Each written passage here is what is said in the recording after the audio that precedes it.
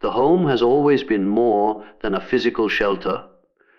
It is not simply a place where we eat, sleep, or carry out the routines of life. On a deeper level, the home is a mirror of the soul. It reflects our inner world in ways we often overlook.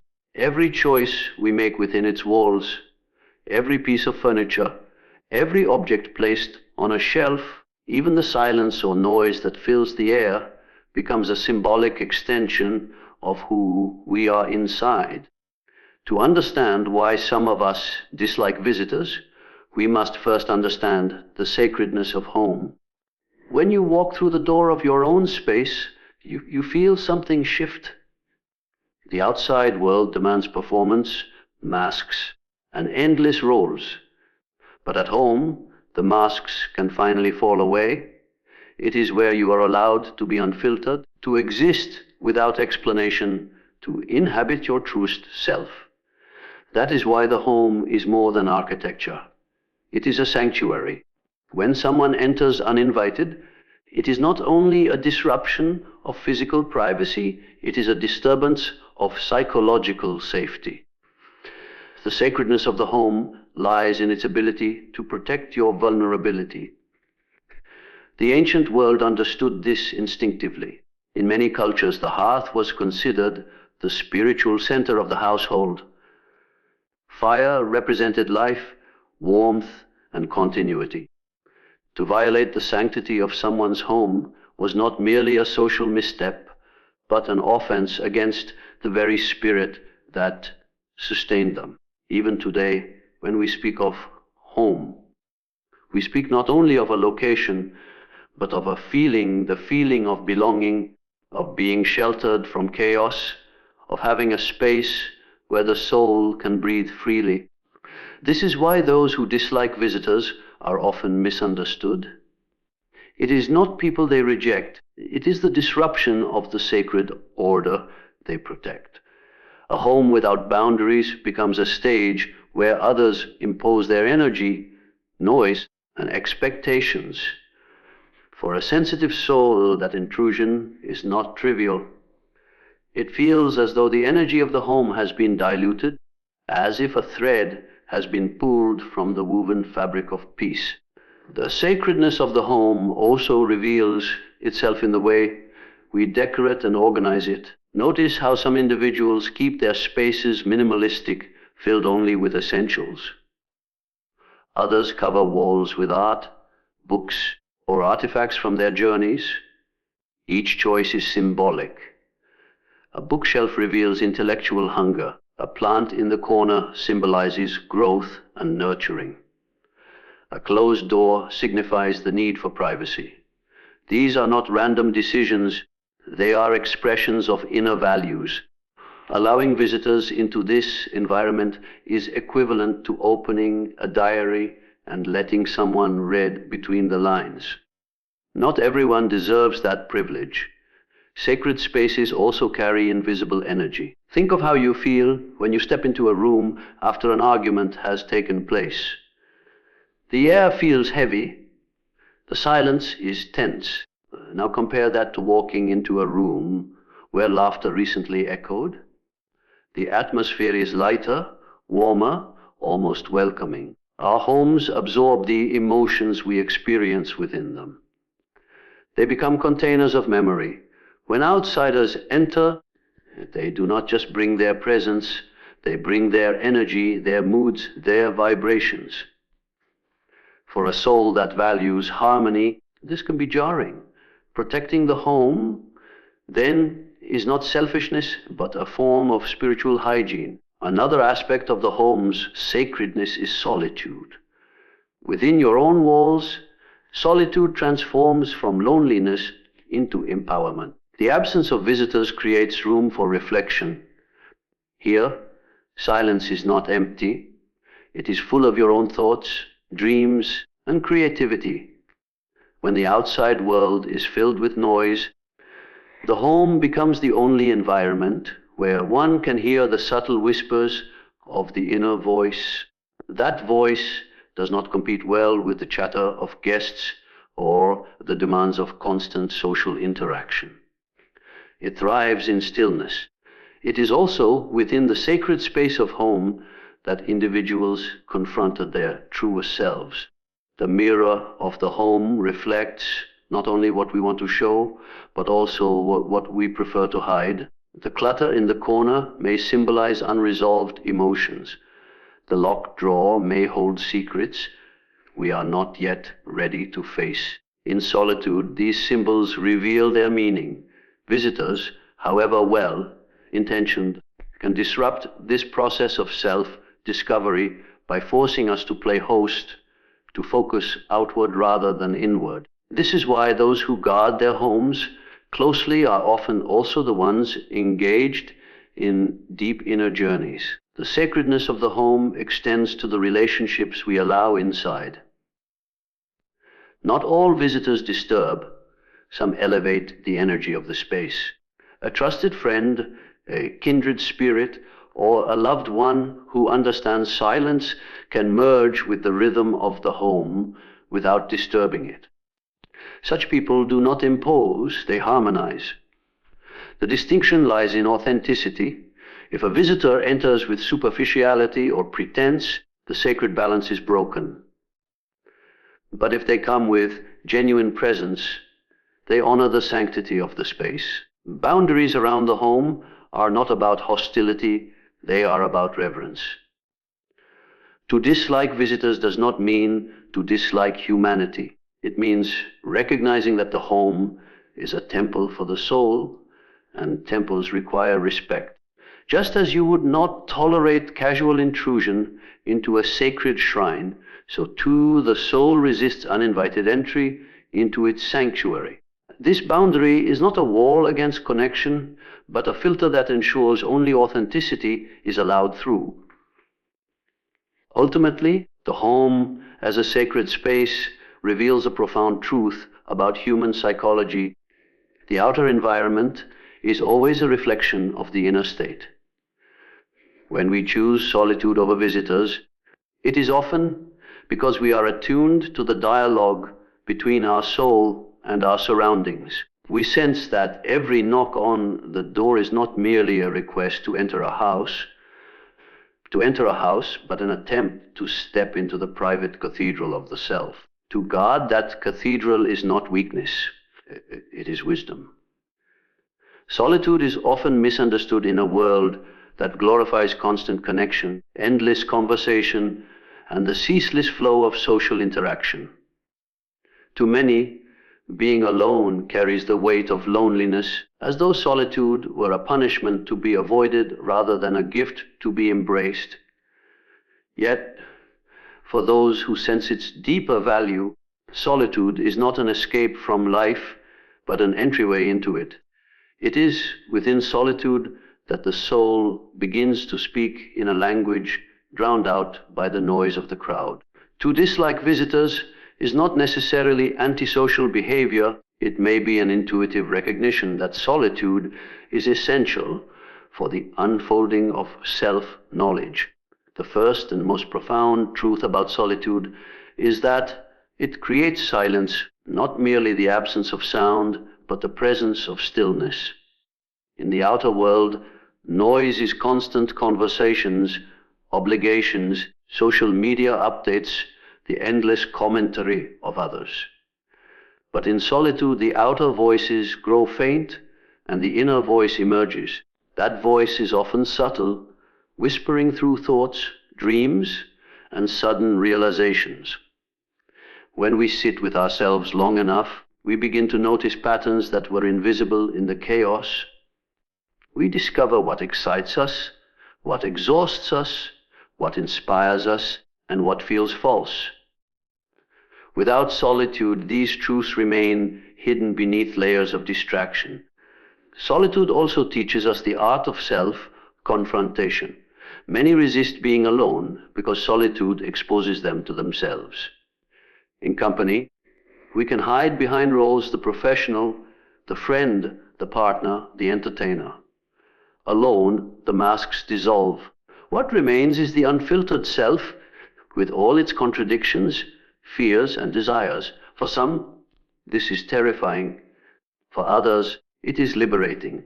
Solitude strips away the illusions of who we pretend to be, revealing instead who we truly are.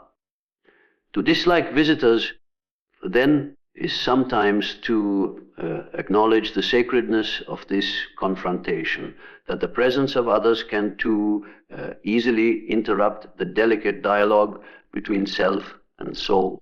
It is in solitude that the unconscious begins to surface. Dreams, intuitions, and forgotten memories rise into awareness when the mind is not preoccupied with external chatter. The poet finds inspiration in silence. The philosopher encounters truth in reflection. The seeker perceives meaning in stillness. Solitude creates a space where the unconscious can reveal itself, offering symbols and insights that cannot be forced. This is why throughout history, mystics, thinkers, and creators have retreated into solitude, not as a withdrawal from life, but as a deeper engagement with it. Self-knowledge also requires the cultivation of boundaries, and solitude is the most natural boundary of all. By limiting external interaction, we give the psyche room to process, to integrate experiences, and to regenerate. Just as the body requires rest after exertion, the soul requires solitude after immersion in the world. Those who dislike visitors often intuitively sense this need. They understand that solitude is not an emptiness to be filled, but a fullness to be protected. In solitude, they recharge their energy, not for the sake of withdrawal, but to return to the world with clarity and strength. Another dimension of solitude is creativity. The act of creation, whether it be writing, painting, composing, or even problem solving, often thrives in quiet isolation. Solitude allows for the uninterrupted flow of thought, the freedom to explore without judgment, and the courage to experiment without fear of external criticism. Visitors, however well-meaning, can break this flow. They introduce new rhythms, new expectations, new energies that disrupt the fragile process of creative birth. For the individual devoted to growth and authenticity, solitude becomes the soil in which ideas take root and the garden where the self blossoms into expression. Solitude also sharpens perception. When we are alone, we notice details that escape us in the company of others. The way the light falls across a room, the subtle rhythm of our breath, the texture of thoughts moving through our mind, these small observations accumulate into greater awareness. Solitude trains us to see not only the external world more clearly, but also the internal landscape. It heightens sensitivity, not in a fragile sense, but in a way that deepens wisdom. To dislike visitors may simply be to protect this heightened state of awareness from unnecessary delusion. Moreover, solitude develops inner independence. Many people rely on external validation to define their worth, compliments, recognition, or constant companionship. But solitude removes these crutches, forcing us to confront the question of who we are when no one is watching. In answering that question, we discover an inner strength that cannot be shaken by the opinions of others. The individual who embraces solitude learns to stand alone without fear, to draw nourishment from within rather than from without. This independence is not coldness, but resilience, the ability to engage with the world freely because one no longer depends on it for identity. In solitude, time itself changes. The hurried pace of social life slows down, and minutes stretch into moments of depth. What seemed urgent in the outside world often fades in importance. Solitude teaches us to distinguish between what is essential and what is trivial. It allows the soul to align itself with timeless rhythms rather than the constant pressure of societal schedules.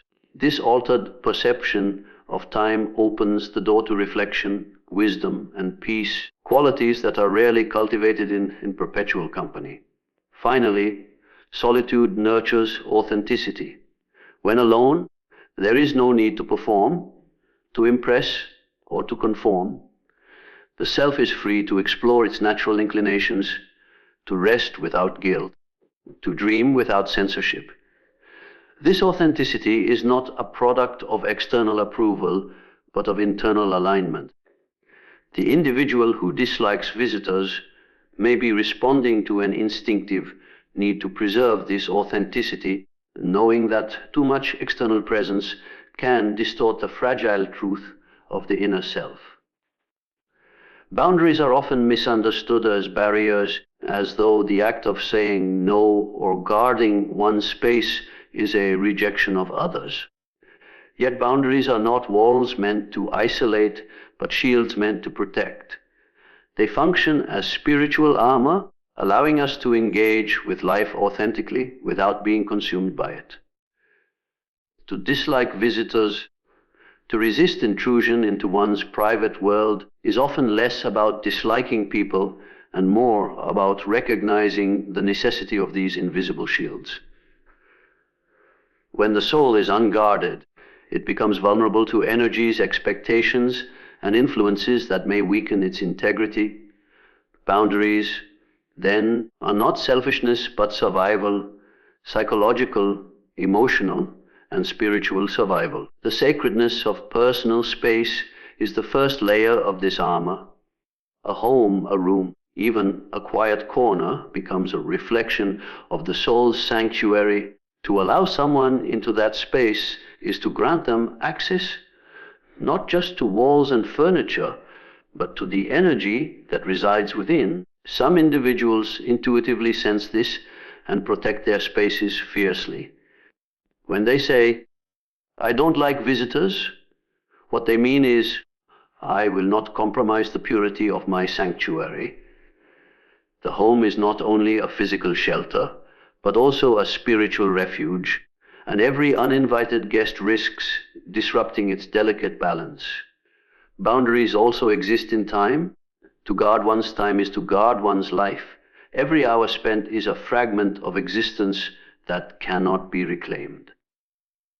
Visitors, interruptions, and unexpected demands can fragment this flow, scattering focus and draining vitality. Those who set firm boundaries around their time are not rude but wise. They understand that their hours are sacred currency to be invested consciously rather than surrendered out of obligation. Spiritual armor, in this sense, is the ability to say, "My time is mine, and I will not give it away without reason."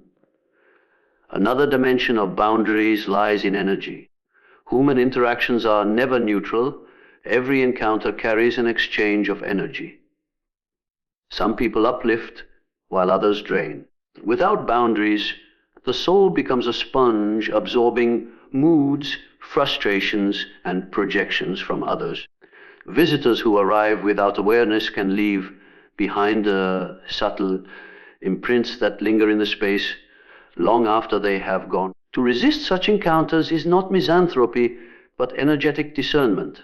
The soul recognizes what feeds it and what depletes it, and it erects boundaries as armor against the latter. Boundaries also protect authenticity. Without them, one is easily pulled into roles and expectations imposed by others. Visitors often arrive with unspoken demands to be entertained, to be attended to be engaged. In meeting these demands, the host may temporarily abandon their authentic rhythm, trading solitude or reflection for performance. Spiritual armor ensures that authenticity is not sacrificed at the altar of social obligation. By saying no, by limiting entry, by preferring solitude, the individual safeguards the integrity of their inner truth. On a deeper level, boundaries are linked to the unconscious. Each person carries within them a reservoir of emotions, memories, and archetypes waiting to surface. Solitude allows these unconscious contents to emerge, but intrusion interrupts this delicate process. When someone insists on constant presence or visitation, they inadvertently interfere with the soul's dialogue with itself. Boundaries, therefore, protect not just the outer self, but the inner journey. They provide the necessary stillness for the psyche to reveal its depths, free from the distraction of external noise. It is also important to understand that boundaries are not rejection of connection, but refinement of it. They are filters ensuring that only genuine, authentic relationships pass through. Visitors who respect the sanctuary of the self are often welcomed because they harmonize with it rather than disturb it. But those who enter with superficiality, gossip, or pretense are gently or firmly kept at a distance. The armor of boundaries distinguishes between those who align with the soul's values and those who do not. The act of establishing boundaries is itself a declaration of self-respect. It says, I value my inner world enough to protect it. Many people struggle with this, fearing that boundaries will make them appear unkind. Yet the opposite is true. Boundaries prevent resentment. By guarding space, time, and energy, one can give freely when it is chosen rather than when it is coerced. Without boundaries, generosity becomes exhaustion. With boundaries, generosity becomes authentic offering. Boundaries also mirror the natural order of life. Every living organism possesses a boundary: the skin that protects the body, the shell that guards the seed, the atmosphere that shields the earth. Without these natural boundaries, life would collapse. In the same way, the human psyche requires boundaries to maintain its wholeness. They are not artificial constructions, but natural necessities. To dislike visitors, to limit entry, to draw lines is to align oneself with the very rhythm of nature, which thrives not in exposure without limits, but in protected balance. Finally, boundaries serve as a defense against spiritual fragmentation. When one is constantly exposed to the needs, expectations, and energies of others, the self begins to scatter. Attention fragments, emotions blur, and the sense of inner unity weakens. Boundaries gather the self back into coherence. They preserve the wholeness of identity, ensuring that the individual remains centered rather than dispersed. To wear boundaries as spiritual armor is to honor the sacred task of protecting the soul from disintegration. Human beings are naturally drawn to connection, but not all connections are created equal. Some remain at the surface, built on convenience, appearances, or social obligation. Others cut deeply into the fabric of the soul, leaving a lasting imprint of meaning and authenticity. To dislike visitors, to resist unnecessary interaction, often signals a preference for depth over superficiality. It reflects the yearning for conversations, relationships, and experiences that nourish the inner life rather than drain it with trivialities. This preference is not arrogance or withdrawal. It is a sign of alignment with the deeper currents of existence. Superficiality thrives in environments where speed and distraction dominate. Modern culture rewards surface level interaction, polite exchanges, small talk, fleeting connections on digital platforms. These interactions, while socially acceptable, often lack substance. They skim across the top of human experience without ever penetrating the layers where truth and vulnerability reside. For some, this is sufficient. It keeps life light and unexamined. But for others, the soul grows restless in such shallow waters. It seeks dialogue that asks difficult questions, moments that awaken reflection, and relationships that reveal more than the mask of politeness. Depth begins where pretense ends. In genuine encounters, there is no need for performance. One does not have to impress or maintain a facade. Instead, both individuals meet in authenticity, willing to share not only their strengths, but also their doubts, fears, and uncertainties. This kind of interaction cannot be forced in environments filled with casual visits or obligatory gatherings. It requires intentionality, time, and presence. Those who dislike visitors often sense this truth. They are unwilling to trade the richness of inner stillness for the emptiness of superficial chatter. The hunger for depth also manifests in the desire for meaningful conversation. Words carry energy, and superficial conversations often scatter that energy. Talking endlessly about the weather, gossip, or shallow trends may fill silence, but it rarely feeds the soul. In contrast, conversations about purpose, values, creativity, or the mysteries of life ignite something profound within. They expand awareness and open pathways to self-discovery. People who avoid unnecessary visitors often crave this kind of exchange and grow wary of interactions that demand energy without offering nourishment in return. Relationships rooted in superficiality tend to be fragile. They dissolve when circumstances change or when convenience fades. Depth, however, creates resilience. When two people connect at the level of authenticity, they share more than passing interests. They share an understanding of each other's essence. Such bonds endure challenges because they are anchored in truth rather than appearances. To guard one's space against superficial visitors is to invest energy only in connections that carry the potential for endurance and transformation. Choosing depth also reflects a rejection of distraction. The world is filled with opportunities to escape ourselves. Endless entertainment, constant interaction, and superficial engagement with others. Yet these distractions, while temporarily comforting, prevent us from encountering the deeper layers of our being.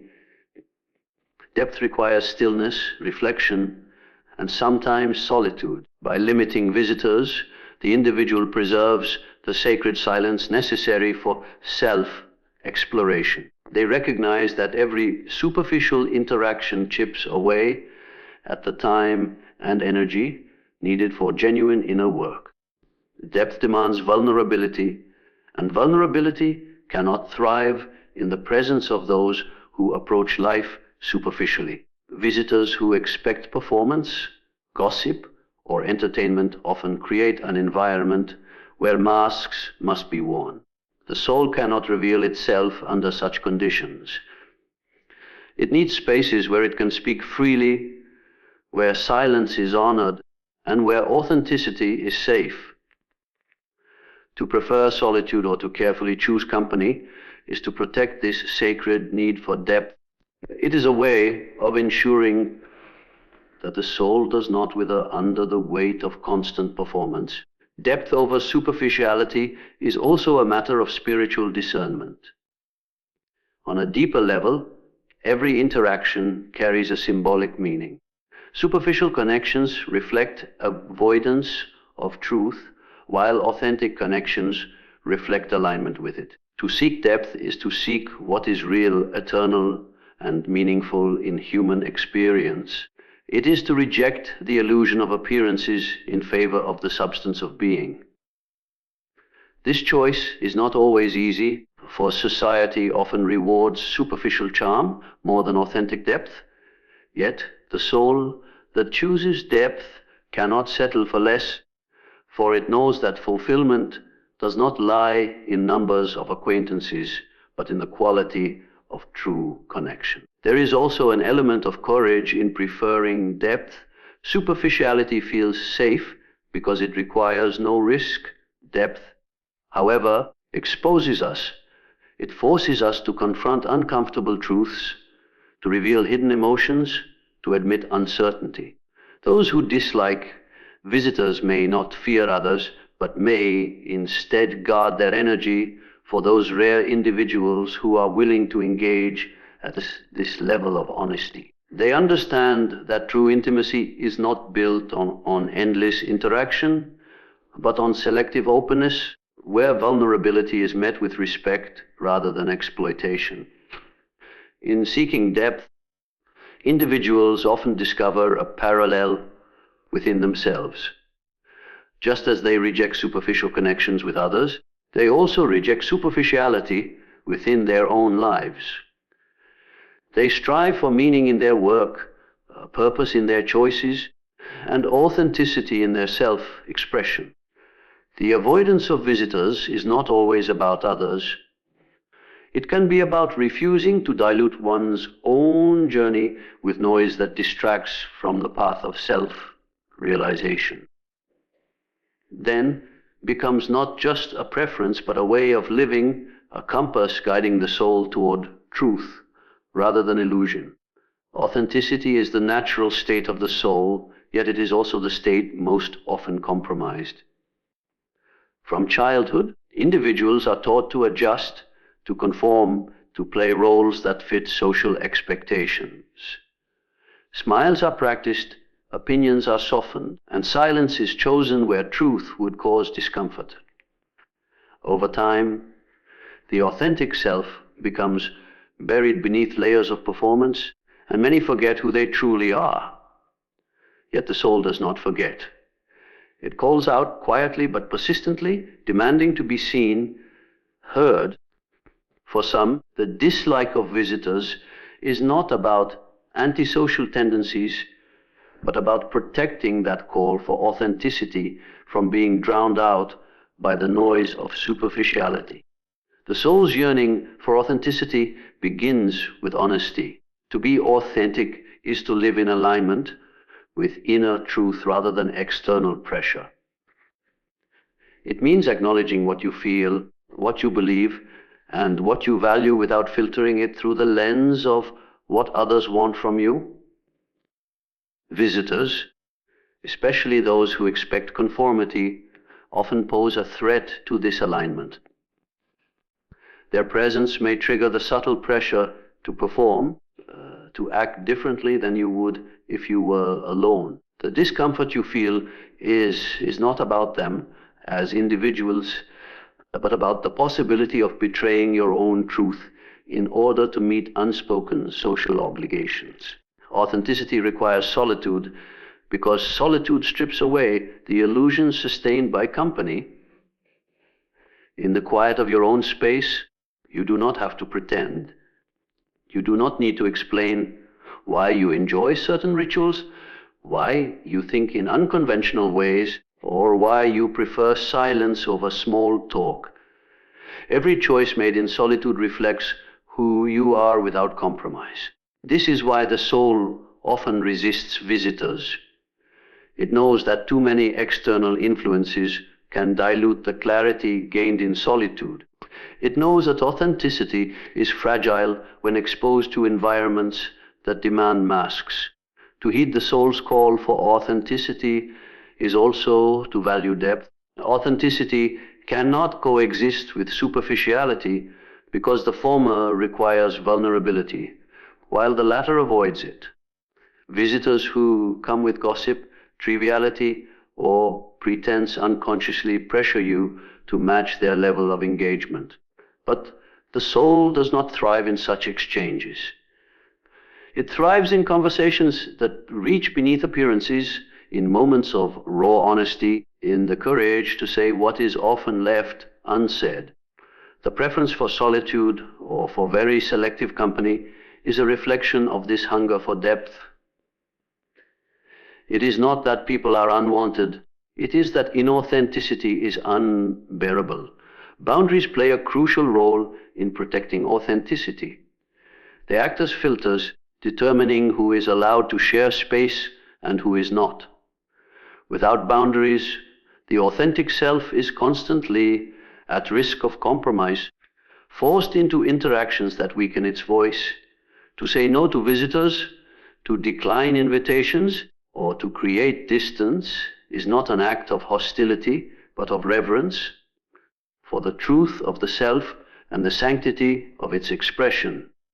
The soul cannot reveal itself fully in spaces where its voice is suppressed. Boundaries ensure that the environments it inhabits support rather than stifle authenticity. The call for authenticity also reveals itself in the discomfort with pretense. Many people dislike visitors not because they dislike human presence, but because they dislike the rituals of performance that often accompany it. Cleaning excessively, preparing to entertain, putting on a mask of energy when one feels tired, these acts may appear small, but they carry the weight of inauthenticity. The soul resists them because it knows the cost. Every performance chips away at the alignment between inner reality and outer expression. Preferring solitude allows one to remain whole, unfragmented by the pressure to appear different than one truly feels. Authenticity is not only about honesty with others, it is also about honesty with oneself. In solitude, self-deception is harder to maintain. The quiet exposes contradictions, unresolved emotions, and hidden desires. This exposure is uncomfortable but necessary for growth. Visitors often serve as distractions, giving the self an excuse to postpone this confrontation. To dislike unnecessary company is, in many cases, to honor the soul's need for honest self-reflection. The individual chooses the discomfort of truth over the comfort of distraction, trusting that only through honesty can transformation occur. The soul's call for authenticity also carries a spiritual dimension. To live authentically is to live in harmony with the unique pattern of one's being, the purpose embedded within. Every person carries an inner blueprint, a truth about who they are and why they exist. Ignoring this truth leads to disconnection, anxiety, and emptiness. Heeding it leads to fulfillment and wholeness. Visitors who bring distraction, who impose roles, or who demand conformity can pull an individual away from this inner blueprint. Protecting space, limiting company, and prioritizing solitude are ways of staying aligned with the deeper rhythm of the soul. Living authentically is an act of courage. Society often rewards conformity and punishes deviation. To express your truth may invite misunderstanding, criticism, or even rejection. Yet the soul cannot be silenced forever. Its call grows louder the longer it is ignored.